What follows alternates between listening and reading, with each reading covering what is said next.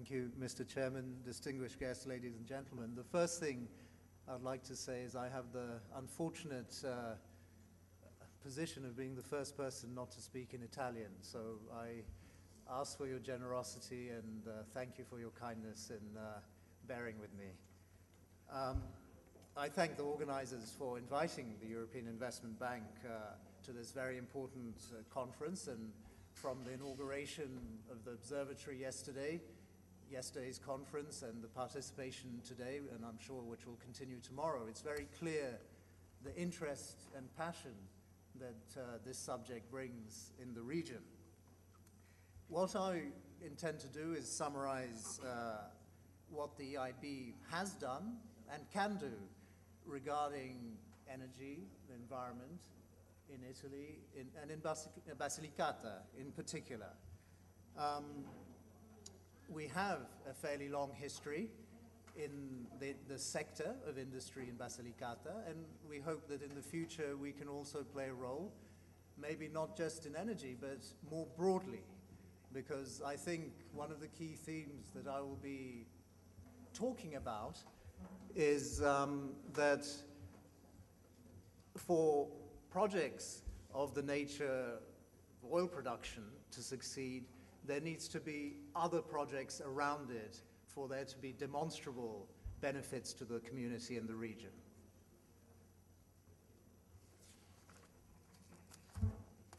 The topic was about the EIB's role in sustainable hydrocarbon development. Now, to be quite frank, the EIB focuses about 90% of its lending in the European Union, and the European Union typically is not that well endowed with upstream hydrocarbon opportunities.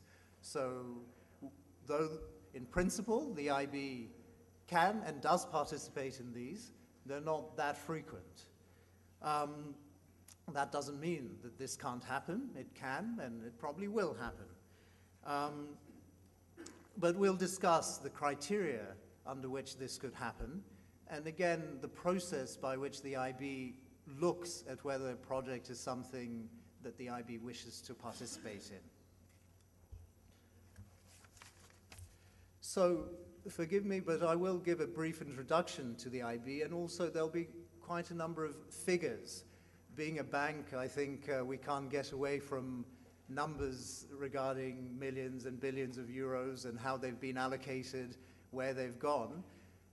And I think that's important, but what in fact may be important in Luxembourg in terms of looking at those numbers really comes to life when we have the opportunity to see on the ground, as we are today, how it's impacting a region and a region's decisions, a region's development, a region's future.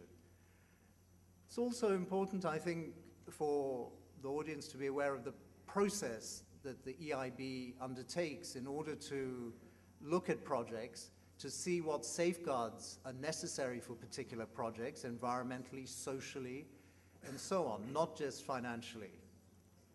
What lessons we have learned from our participation in hydrocarbon developments, and there are lessons. And finally, some conclusions.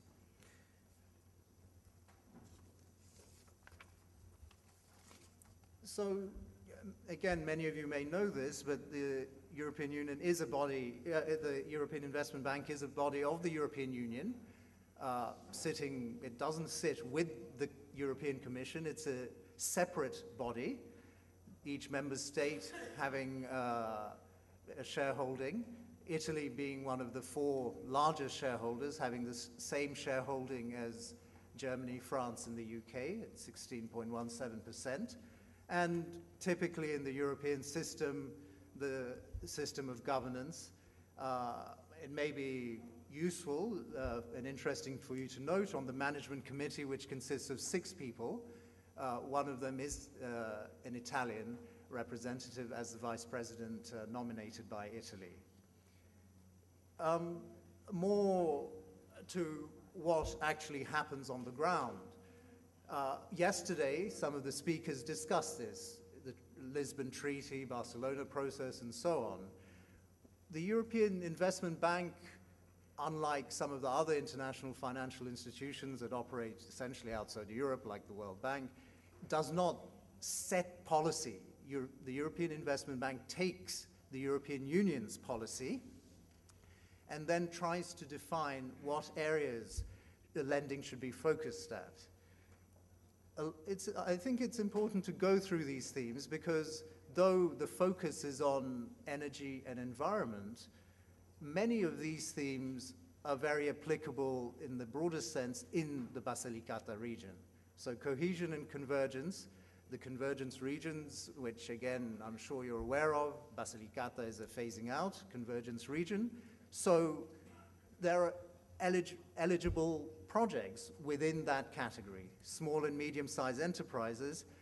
Again, unlike big projects, typically funds for small and medium-sized enterprises are given to banks in the country for further distribution specifically to small and medium-sized enterprises.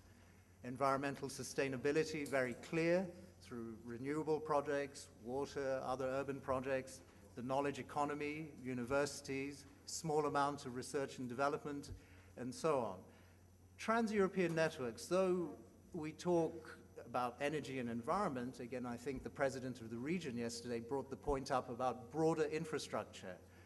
Just developing upstream without having the pipes, the networks, is not very useful. So there's a big focus, not just on energy networks, but also on transport in terms of road, rail, air and sea as well, to connect Europe better. And then, of course, sustainable, competitive and secure energy. We've heard a lot over the past day about the security of supply and what that means. And of course, to the extent that the European Union can secure its supply, and the previous speaker mentioned Italy's particular dependence rate, that is something which the bank is very keen on investing and ensuring occurs within the Union. So we're quite lucky because the 2010 figures have just been released, so it's quite useful to see what actually happened last year. And last year, in broad terms, is very similar to what usually happens in terms of the percentage of funds that are lent within the European Union versus outside the European Union. The rough split is 90%, 10%.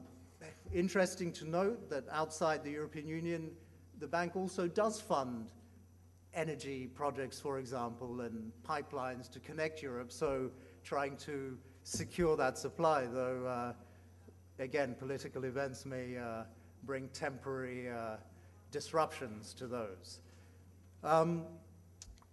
The number of 72 billion euros, roughly, a few things to note. Firstly, it's a historically very high figure.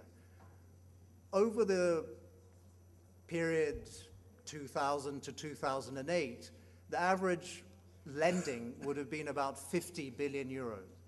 But last year and the year before, because of the crisis, the bank really stepped up lending. In 2009, it was about 80 billion. Last year, it was about 72, as you see.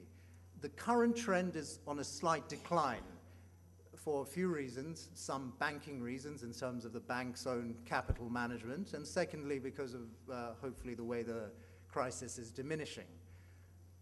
Another very important point to bear in mind about the lending is the EIB will only lend typically half of a project's cost. So there's at a minimum, a leverage of twice this funding.